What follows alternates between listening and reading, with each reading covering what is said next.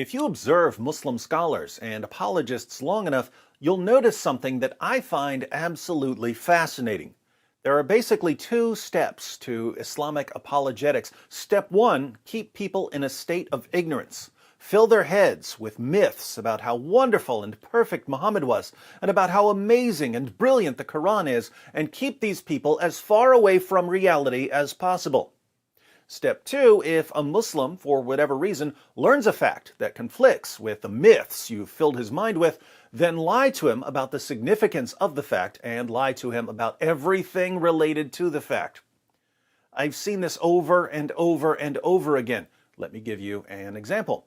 Since we've been talking about Sheikh Yasir Qadhi recently, we'll consider some of his comments about Uthman burning the early Quran manuscripts. As we all know, Muslims are told all their lives that the Quran has been perfectly preserved from the time of Muhammad.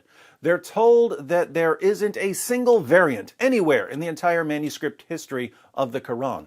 They believe this utter nonsense because, again, step one of Islamic apologetics is to keep Muslims in a state of ignorance. But because non-Muslims keep putting out articles and videos about the history of the Quran, and because we keep quoting Muslim sources about changes in the Quran, Muslims occasionally learn some basic facts about the history of their book. For the past 2 decades, critics of the standard narrative have been putting out a ton of material, and many Muslims, thanks to us, have learned something interesting about the Quran. They learned that Uthman, the third of the rightly guided caliphs, burned the early Quran manuscripts. Burning books is something that tends to stand out in people's minds when they hear about it.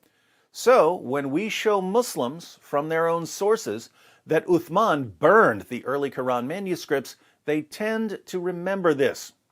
Naturally, over the past 2 decades, many Muslims have gone to their scholars, asking them to explain why the Caliph Uthman had to burn the early manuscripts.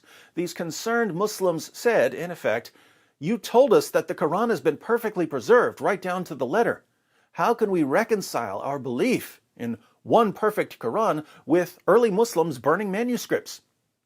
Now, if my theory is correct, a Muslim scholar who responds to this question is going to minimize the significance of the fact he's trying to account for, and he's going to lie about everything related to the fact.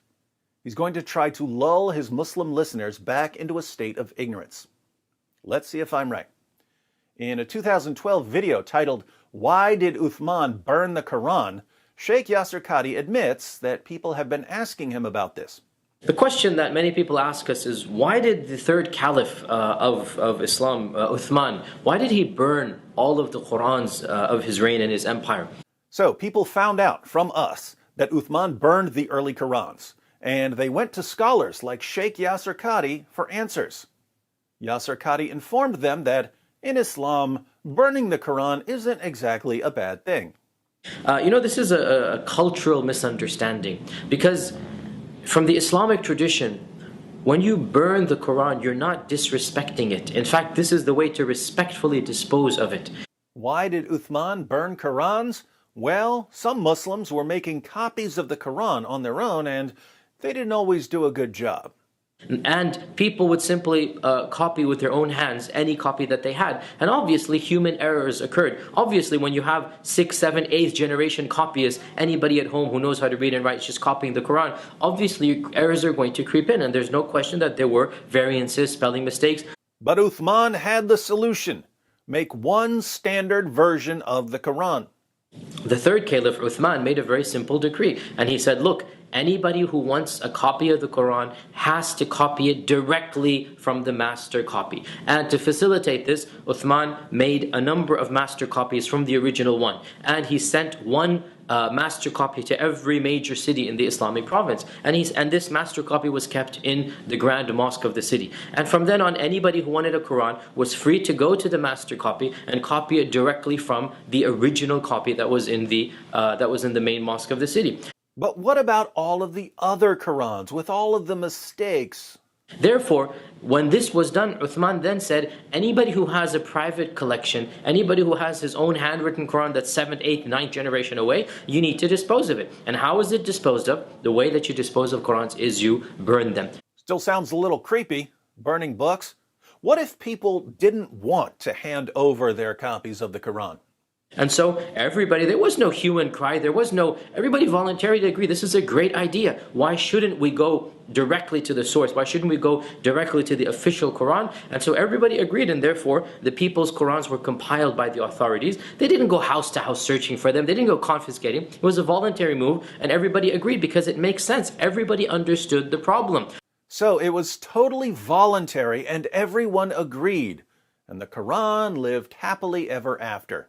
So the Caliph Uthman standardized the copies of the Quran, and therefore from his time up until our time there has never been two copies of the Quran that are different even in one letter or one word, and this is because of the far-sightedness of the Caliph Uthman, and it's something that we're forever grateful for.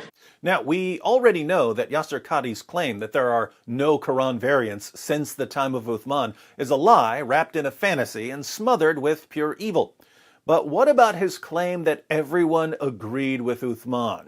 Everybody voluntarily agreed this is a great idea. And so everybody agreed, and therefore the people's Qurans were compiled by the authorities.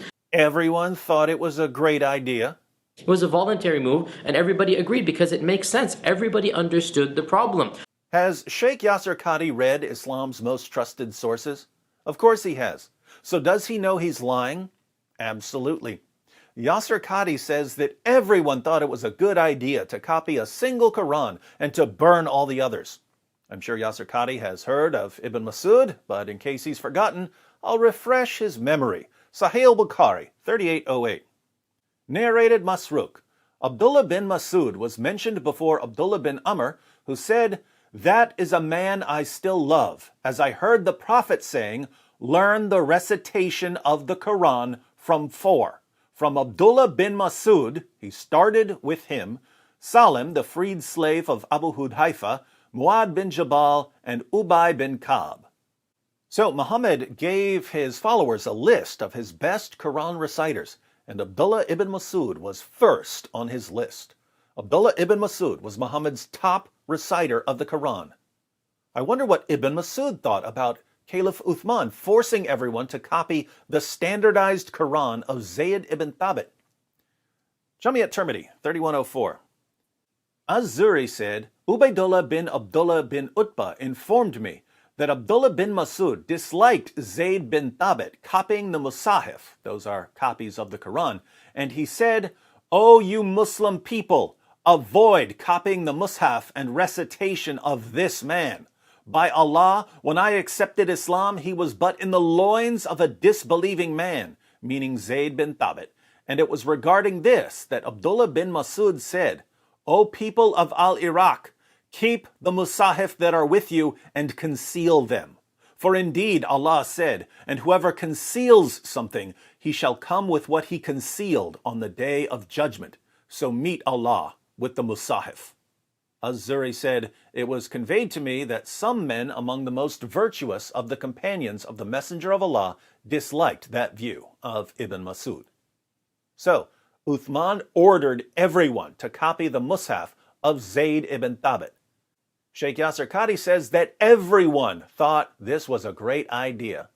And yet we find Muhammad's top Quran reciter ordering his followers to avoid copying the Mus'haf and recitation of this man. Sheikh Yasir Qadhi says that everyone thought it was a great idea to burn all of their non-standardized copies of the Quran. And yet we find Muhammad's top Quran reciter ordering his followers to keep the Musahif that are with you and conceal them. Don't hand them over to be burned. Muslims, do you have any clue how clearly and obviously this fact alone completely destroys your claims about the Quran? The Quran you use today ultimately goes back to Zayd ibn Thabit's Quran. But Muhammad's top reciter of the Quran said, "O you Muslim people, avoid copying the Mus'haf and recitation of this man." You copy and recite a Quran that Muhammad's top Quran reciter condemned. Was Ibn Masud wrong? If so, then Muhammad was wrong for telling people to learn the Quran from Ibn Masud. Let's read another passage. In the 650s, a bunch of Muslims decided to rebel against Uthman. We read about one of their objections to his leadership In the History of At-Tabari, Volume 15, page 156, Uthman declares, "The dissidents say, the Quran used to be preserved in a number of different written versions, and you have abandoned all but one. But verily the Quran is one, and came through one man. In this matter I have only followed these. Is this the case?" "Yes," they replied. They sought to have him kill the dissidents. And we have a footnote. The reference, of course, is to Uthman's decision to establish a single definitive recension of the Quran and to destroy the existing versions with their many discrepancies. These presumably refers to the board of editors headed by Zayd bin Thabit, whom he appointed to carry out the task. So when Uthman says, "In this matter I have only followed these," he's saying, "I just went along with Zayd ibn Thabit and co." So Sheikh Yasir Qadhi claims that everyone thought it was a great idea for Uthman to standardize the Quran and to burn all competing Qurans. And yet, there were Muslims who condemned Uthman for doing this. By the way, notice the lie of one Quran being established. The reason Uthman decided to standardize the Quran was that different Qurans were being used by different Muslims. Uthman issued an official version and ordered everyone else to hand over their Qurans. Even Ibn Masud, Muhammad's top Quran reciter, despised Zayd's version of the Quran. Many people in the Muslim community were upset at Uthman for doing this. But when it was brought up to Uthman, he would reply, "Come on, we all know there's only one Quran, right?" What we see in these passages is that there were two kinds of Muslims: Quran-focused Muslims and unity-focused Muslims. Quran-focused Muslims had a Quran-first mentality, and they wanted to be honest about the Quran. Unity-focused Muslims had a unity-first mentality, and they were quite happy to lie about the Quran as long as their lies led to greater unity in the Muslim community. 14 centuries later, we can see that the unity-focused Muslims won, at least on this issue. If a Muslim so much as thinks about telling the truth about the history of the Quran, he will be abrogated by his fellow Muslims, who will view him as a traitor. In fact, this is the best way to understand the current crisis over Sheikh Yasir Qadhi. For many years, Yasir Qadhi has been a unity-focused Muslim outwardly, but a Quran-focused Muslim inwardly. In public, he would proclaim the perfect preservation of the Quran from the time of Uthman. But behind closed doors, he would admit that there are holes in the narrative. Some Muslims decided to bring the real Yasir Qadhi to the surface by publishing his private emails. And in his now abrogated interview with Muhammad Hijab, Yasir Qadhi admitted that the standard narrative has holes in it. Sheikh Yasir Qadhi is currently being abrogated by a community that has dug itself so deep into a pit of fantasy and delusion, the mere mention of facts and evidence is enough to get you classified as a heretic or an apostate. In the 7th century, they burned manuscripts. In the 21st century, they delete videos. But the goal is always the same. The only difference is that whereas we can't recover burned manuscripts, we already downloaded the deleted videos. It seems that Uthman's desperate attempt to impose the myth of one Quran was all in vain.